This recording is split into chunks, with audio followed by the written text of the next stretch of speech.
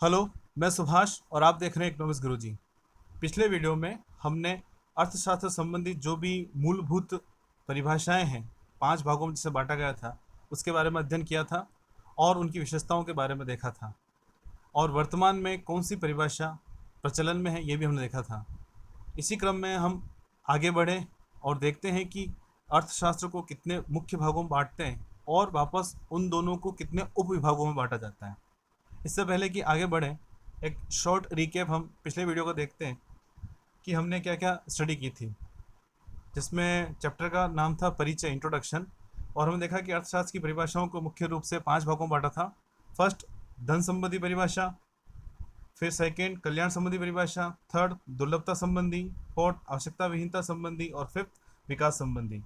और ये भी हमने देखा था कि धन संबंधी परिभाषा को एडम स्मिथ ने दिया था, कल्याण संबंधी परिभाषा मार्शल से संबंधित है, दुर्लभता संबंधी परिभाषा रॉबिन से संबंधित है, आवश्यकता विहीनता संबंधी परिभाषा भारतीय दार्शनिक प्रोफेसर जेके मेहता संबंधित है, और विकास संबंधी परिभाषा जो है वो सैमुअल्सन के अकॉर्डिंग है। तो ये सब हमने देखा था। ये शॉर्ट रिकैप, अगर आपने इसको नहीं देखा है तो इसका लिंक मैं इस वीडियो के डिस्क्रिप्शन में दे दूंगा, ताकि आप आसानी से इस वीडियो पर पहुंच सकें। तो इस प्रकार से विकास केंद्रित परिभाषाएं हम देखी थी, और लास्ट में अर्थशास्त्र की परिभाषा वर्तमान में कौन सी है, उसकी मुख्य विशेषताएं कौन सी, वो हमने देखा था। अब हम आगे बढ़ते हैं। अर्थशास्त्र का क्षेत्र क्या है, अर्थात हम अर्थशास्त्र में किन किन विषयों को शामिल करते हैं, किन किन मुद्दों के बारे में, उसकी विषय सामग्री क्या है, उसके बारे में अध्ययन करते हैं। फिर अर्थशास्त्र की प्रकृति क्या है, यानी अर्थशास्त्र किस प्रकार का है, उसके बारे में जानेंगे। और किसी भी विषय से संबंधित जब उसका क्षेत्र देखते हैं तो उसकी विषय वस्तु, उसकी प्रकृति के साथ साथ उसकी सीमाओं को भी आंकते हैं। तो यहाँ पर भी हम अर्थशास्त्र की क्या सीमाएं हैं उसको देखेंगे। तो अर्थशास्त्र के क्षेत्र को किस प्रकार से बांटा जा सकता है वो आपके सामने है।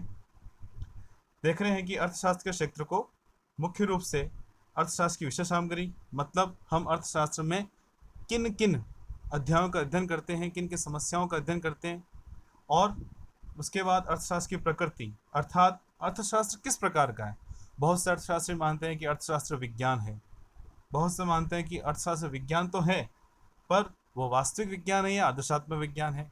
अब ये क्या आगे डिटेल में देखेंगे। फिर अर्थशास्त्र कला भी है, ये भी बहुत सारे अर्थशास्त्री मानते हैं। तो कैसे है, इसके पीछे क्या कारण है, क्या तत्व, वो सब हम देखेंगे। फिर उसके बाद अर्थशास्त्र की सीमाएं क्या हैं, उसके बारे में हम इसका अध्ययन करेंगे।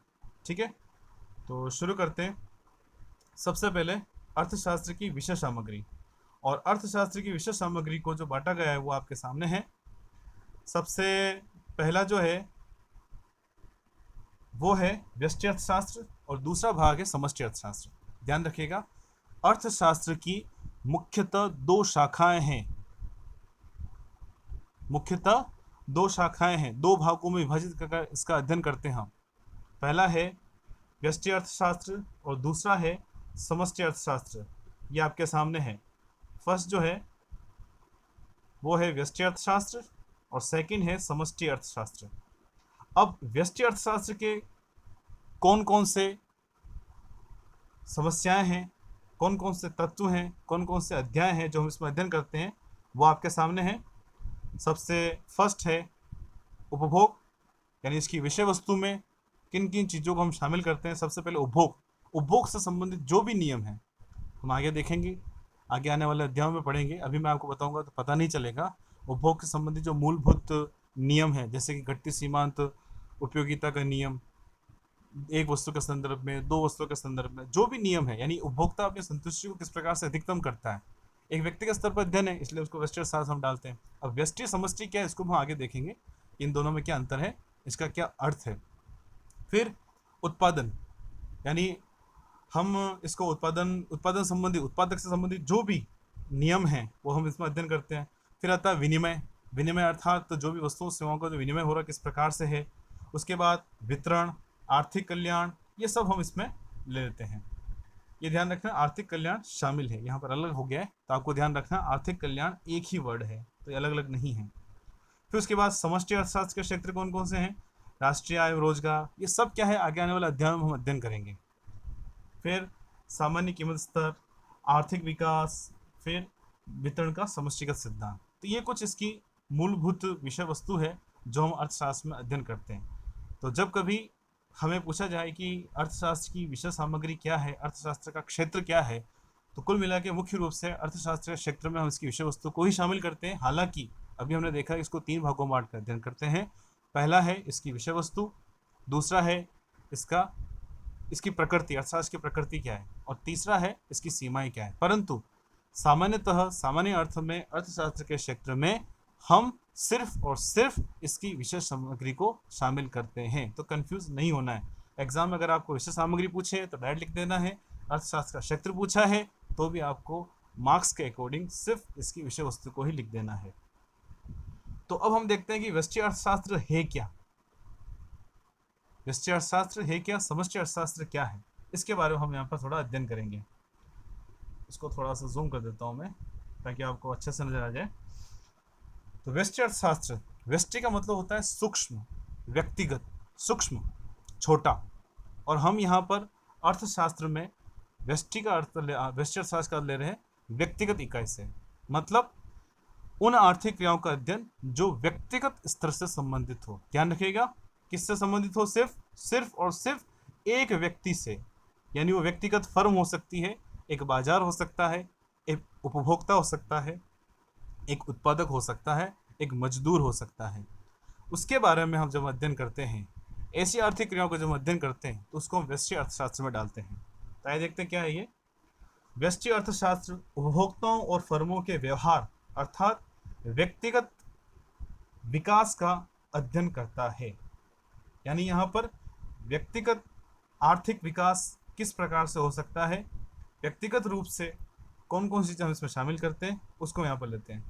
इन सभी व्यक्तिगत इकाइयों का अध्ययन कीमत को ध्यान रखकर किया जाता है। जैसे एक उपभोक्ता द्वारा एक निश्चित कीमत व आमदनी की स्थिति में उसकी संतुष्टि को अधिकतम करना तथा एक उत्पादक द्वारा वस्तु या सेवा की एक निश्चित कीमत की स्थिति में उसके उत्पादन को अधिकतम करना।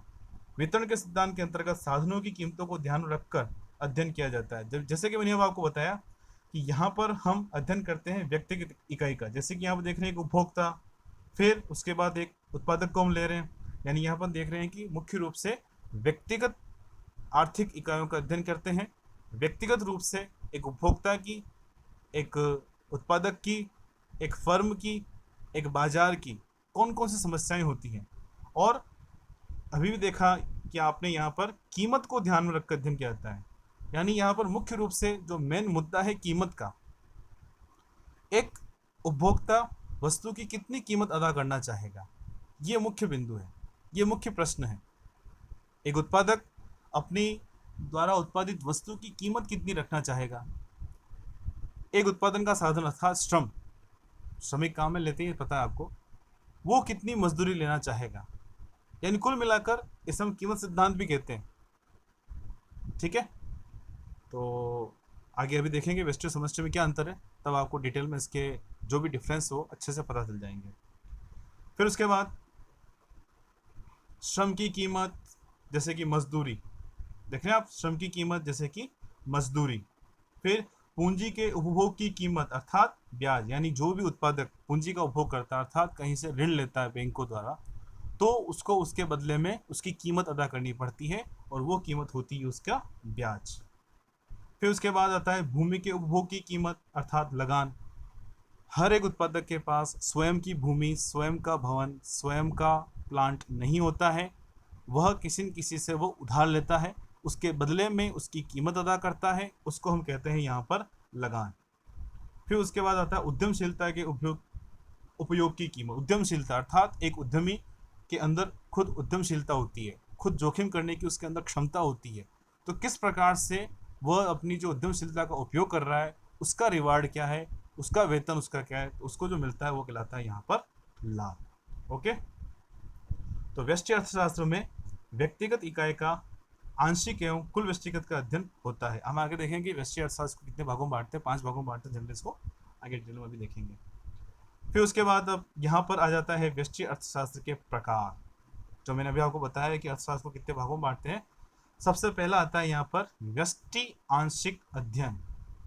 क्या आ रहा है यहाँ पर, व्यष्टि आंशिक अध्ययन, मतलब व्यष्टि मतलब सूक्ष्म रूप से है परंतु आंशिक भी है। अब ये कैसे है इसको हम देखते हैं कि वस्तु की कीमत को परिवर्तनशील तथा अन्य कारकों जैसे उपभोक्ता की आय आदि को स्थिर मानकर किए जाने वाला अध्ययन व्यष्टि आंशिक अध्ययन अथवा आंशिक अध्ययन कहलाता है।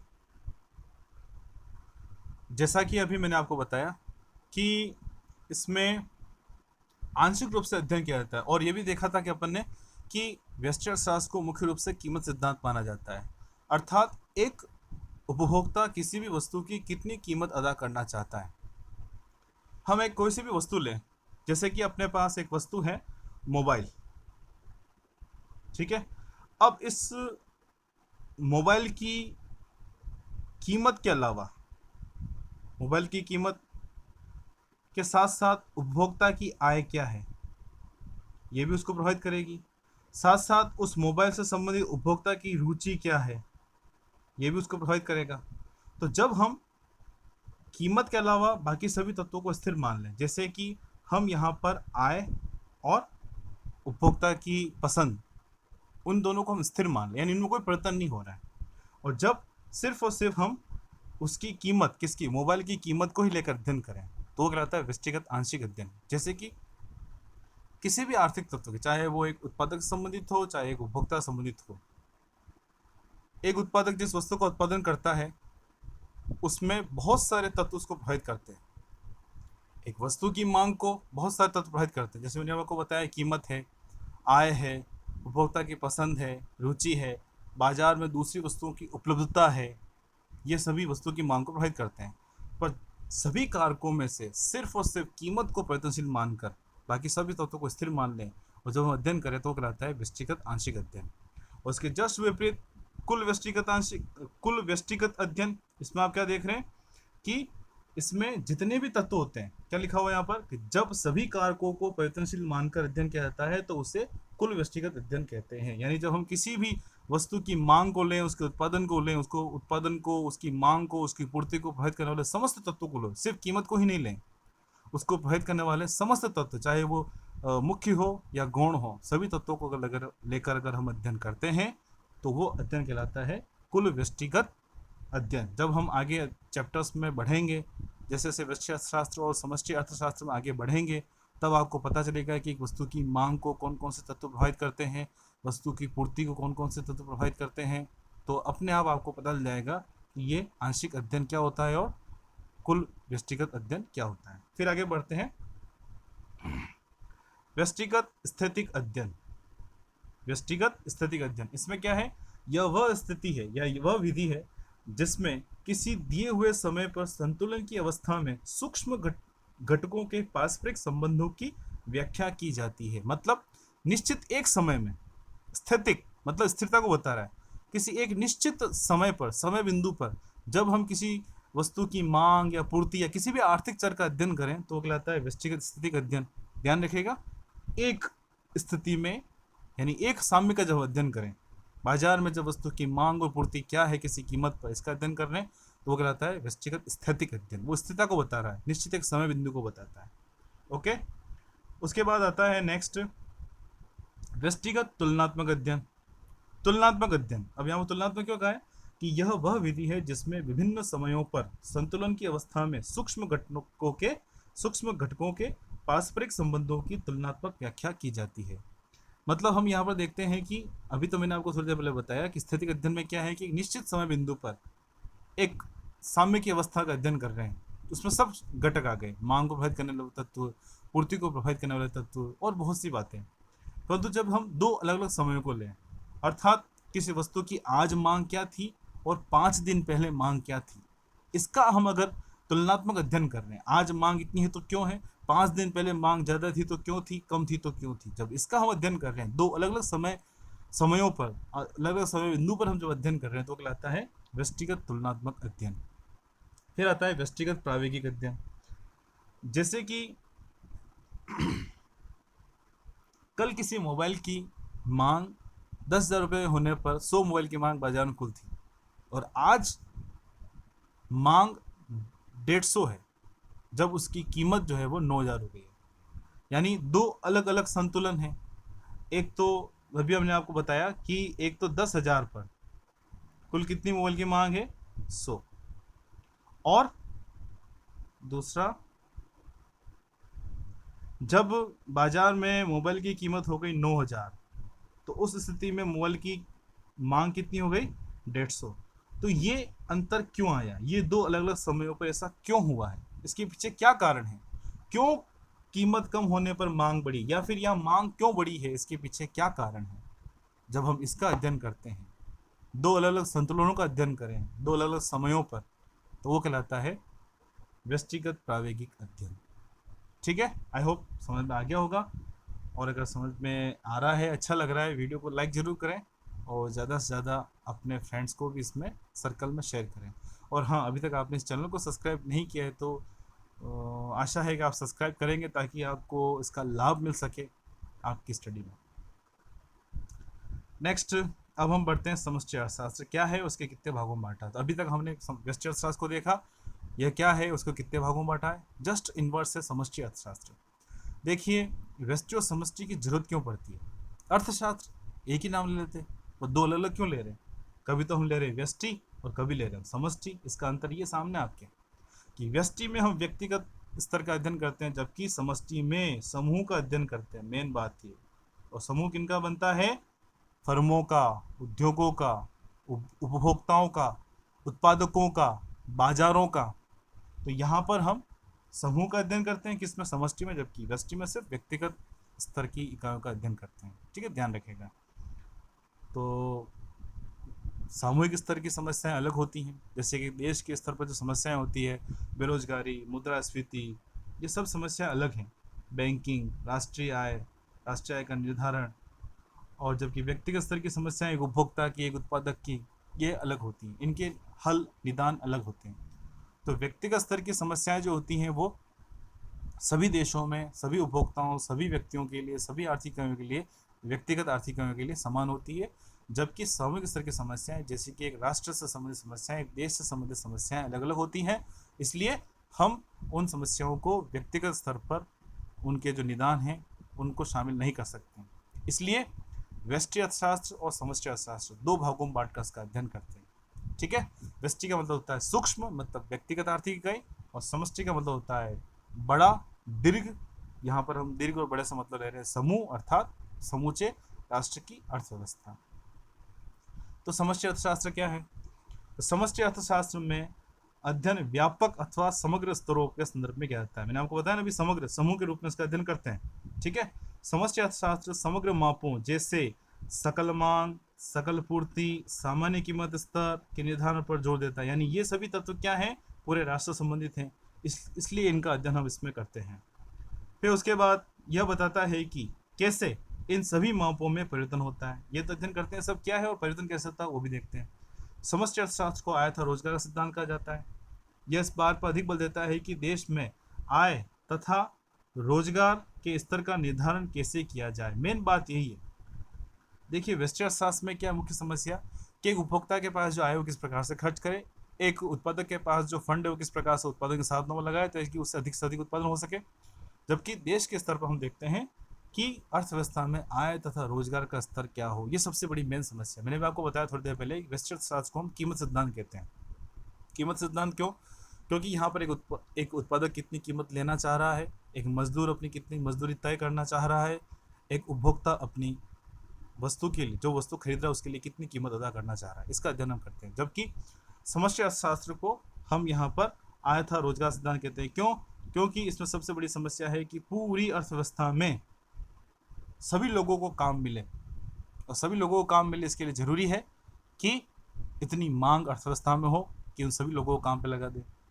जब उत्पादन होगा तभी तो सभी लोगों को काम मिलेगा। उत्पादन कब होगा, जब अर्थव्यवस्था में मांग होगी, और मांग कब होगी, जब अर्थव्यवस्था में सभी लोगों के पास पैसा होगा, आय होगी। इसका मतलब अल्टीमेटली अंतिम रूप से हमें क्या डिसाइड करना है, अर्थव्यवस्था में आय कितनी हो, रोजगार का स्तर कितना हो, ताकि कोई भी बेरोजगार न रहे और कोई भी आर्थिक समस्या जैसे कि मुद्रास्फीति, बेरोजगारी, भुगतान संतुलन, गरीबी, ये सभी अर्थव्यवस्था में किसी प्रकार से पैदा नहीं हो। अगर ये पैदा होती हैं तो कैसे इनको दूर किया जाए, बस इनको समझना और इन समस्याओं को दूर करना, कैसे इनको दूर कर सकते हैं, इनके क्या हल है, उनका अध्ययन करते हैं हम समष्टि अर्थशास्त्र में। फिर समष्टि अर्थशास्त्र के प्रकार कौन कौन से हैं वो हम देखते हैं यहाँ पर। जैसे कि व्यष्टि अर्थशास्त्र के प्रकार थे, उसी प्रकार के समष्टि अर्थशास्त्र के भी प्रकार हैं, जिसमें सबसे फर्स्ट है समष्टिगत आंशिक अध्ययन। जब ऐसी आर्थिक समस्याएं जो पूरे राष्ट्र की हों, पूरे देश की हों, उन समस्याओं को भी बहुत सारे तत्व प्रभावित करते हैं और उनमें से किसी एक को प्रयत्नशील मान लें और बाकी सबको स्थिर मान लें। जैसे कि हमने व्यष्टि अर्थशास्त्र में देखा था, कीमत को प्रयत्नशील माना, बाकी सभी तत्वों को स्थिर मानकर हम अध्ययन कर रहे थे, तो व्यष्टिगत आंशिक अध्ययन था। यहाँ पर सामूहिक स्तर पर जो सामूहिक स्तर की आर्थिक समस्याएं उनको प्रभावित करने वाले तत्वों में से किसी एक तत्व को प्रयत्नशील मान लें, बाकी सभी तत्वों को स्थिर मान लें, तो वो कहलाता है व्यष्टिगत आंशिक अध्ययन। ओके, नेक्स्ट है समष्टिगत कुल अध्ययन। अब व्यष्टिगत कुल अध्ययन क्या था? जिसमें किसी भी आर्थिक चर को प्रभावित करने वाले सभी तत्वों के बारे में अध्ययन करते हैं एक साथ। तो यहाँ पर भी यही है कि सामूहिक स्तर की समस्याएं हैं, उनको प्रभावित करने वाले समस्त तत्वों को अगर हम एक साथ अध्ययन करें, किसी को भी स्थिर नहीं माने, किसी को प्रयत्नशील नहीं माने, सभी को प्रयत्नशील मान रहे हैं, सभी को एक साथ ले रहे हैं, और जब हम इस प्रकार से इसका अध्ययन करते हैं तो वो कहलाता है समष्टिगत कुल अध्ययन। फिर उसके बाद जैसे कि इसमें हम पढ़ते हैं, इसके अंतर्गत सभी समष्टिगत कारकों को प्रयत्नशील मानते हुए अध्ययन किया जाता है। इसके अंतर्गत राष्ट्रीय आय के स्तर, रोजगार के स्तर, बचत का स्तर, विनियोग का स्तर, सामान्य कीमत स्तर, आर्थिक वृद्धि, विकास का उतार चढ़ाव आदि का अध्ययन होता है। ये सभी कुछ मुख्य समस्याएं हैं जो एक देश के स्तर पर होती है, उनका अध्ययन इसमें करते हैं। फिर आता है समष्टिगत स्थितिक अध्ययन। जैसा कि मैंने व्यष्टि अर्थशास्त्र में आपको बताया था, उसी प्रकार से यहाँ पर समष्टिगत अर्थशास्त्र में भी, व्यष्टिगत अर्थशास्त्र में क्या बताया है कि व्यक्तिगत स्तर पर एक समय में जो संतुलन है, जो साम्य है, या जो विभिन्न घटक हैं, उनमें क्या पारस्परिक संबंध है, उनका अध्ययन हम इसमें करते हैं। जबकि यहाँ पर समष्टिगत अर्थशास्त्र में सामूहिक स्तर पर जो समस्याएं हैं, उन सभी सामूहिक स्तर की समस्याओं के जो घटक हैं, उनमें आपस में क्या संबंध है, एक निश्चित समय में, एक निश्चित संतुलन में, तो वो कहलाता है समष्टिगत स्थितिक अध्ययन। तो क्या पढ़ते हैं इसमें? इसमें संपूर्ण अर्थव्यवस्था का अध्ययन संतुलन की स्थिति में किया जाता है। आर्थिक प्रयत्नों के फलस्वरूप अर्थव्यवस्था में अनेक साम्य स्थापित होते हैं। इन साम्य स्थितियों में सामूहिक संबंधों की व्याख्या के लिए अध्ययन को ही समष्टिगत स्थितिक अध्ययन कहा जाता है। यानी जब हम किसी साम्य को एक समय पर एक साम्य के अध्ययन को अध्ययन कर रहे हैं। अब ये कैसे होता है, क्यों होता है, जब हम समष्टि अर्थशास्त्र के बारे में पढ़ेंगे तब आपको पता चलेगा कि एक्चुअल में यह पॉइंट क्या है, क्या इंडिकेट कर रहा है। फिर उसके बाद आता है समष्टिगत तुलनात्मक अध्ययन। जैसे कि व्यष्टिगत अर्थशास्त्र मैंने बताया था, आपको एग्जाम्पल दिया था, 10,000 पर 100 मोबाइल की मांग, 9,000 पर 150 मोबाइल की मांग, अलग अलग समय पर अलग साम्य है। तो उसी प्रकार से अर्थव्यवस्था में भी कुल मांग अलग अलग समयों पर अलग हो सकती है, तो उसमें तुलना करना, यानी समष्टिगत स्तर पर, राष्ट्र के स्तर पर, देशीय स्तर पर जो आर्थिक समस्याएं हैं, विभिन्न समयों पर, विभिन्न साम्यों पर जब उसकी तुलना करते हैं तो कहलाता है समष्टिगत तुलनात्मक अध्ययन।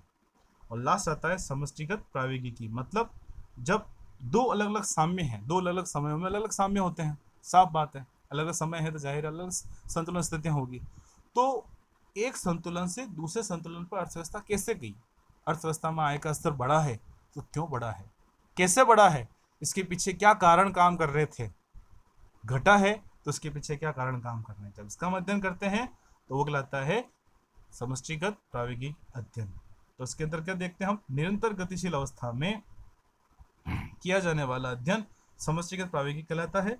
समष्टिगत प्रावेगिक विश्लेषण अर्थव्यवस्था के विभिन्न घटकों में होने वाले प्रयत्नों की प्रक्रिया का अध्ययन करता है। यह एक साम्य स्थिति से दूसरी साम्य स्थिति पर पहुंचने की प्रक्रिया का अध्ययन करता है। मैंने आपको बताया कि किस प्रकार से एक साम्य से दूसरे साम्य से हम पहुंचे हैं, क्या कारण है इसके पीछे, क्या प्रोसेस है, क्या प्रक्रिया है, इसका अध्ययन हम करते हैं। तो इसमें साम्य को प्रभावित करने वाले तत्वों का अध्ययन किया जाता है। ठीक है, उसके बाद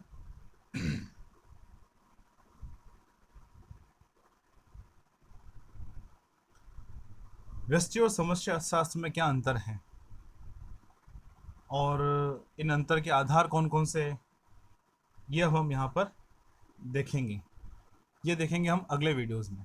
ठीक है, वीडियो की लेंथ ज़्यादा नहीं बढ़ जाए इसलिए इस वीडियो को ज़्यादा हम आगे नहीं बढ़ाएंगे, आधे घंटे तक वीडियो सीमित रहे, बहुत है। तो व्यष्टि अर्थशास्त्र और समष्टि अर्थशास्त्र में क्या अंतर है और इसकी जो क्या प्रकृति अर्थशास्त्र की इसकी क्या सीमाएं हैं, हम आगे आने वाले वीडियोस में इसको पूरा करेंगे।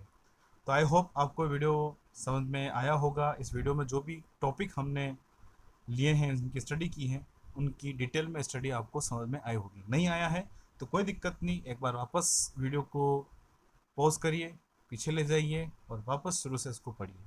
ठीक है, तो समझ में आ गया हो तो लाइक ज़रूर करें और ज़्यादा से ज़्यादा अपने फ्रेंड में भी इसको शेयर करें। Thank you, thanks for watching economics Guruji. Bye bye.